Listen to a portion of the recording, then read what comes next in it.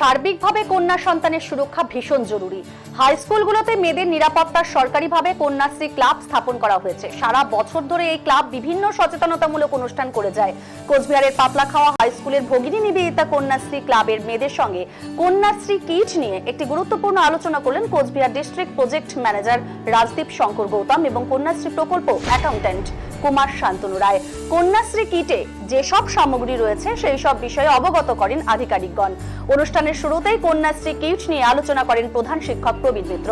উপস্থিত ছিলেন সহ প্রধান শিক্ষিকা পিয়ালি মজুমদার, শিক্ষক সুশান্ত সরকার। আলোচনার শেষে আধিকারিকেরা কিটসের ভেতরের জিনিসগুলো নিয়ে মাঠে কন্যাশ্রীদের সাথে শারীরিক, বৌদ্ধিক এবং মানসিক শক্তি বৃদ্ধির খেলা চালিয়ে যেতে পারেন।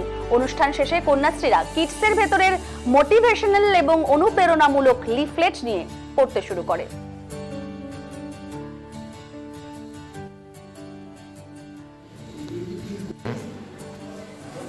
এখানে কিশোরী কিডস লেখা আছে, দেখতে পাচ্ছ আমাদের মাতৃভাষায়, এবং কিশোরী মেয়েদের প্রশিক্ষণ সরঞ্জাম, তাহলে নারী ও শিশু উন্নয়ন এবং সমাজ কল্যাণ দপ্তর, পশ্চিমবঙ্গ সরকার।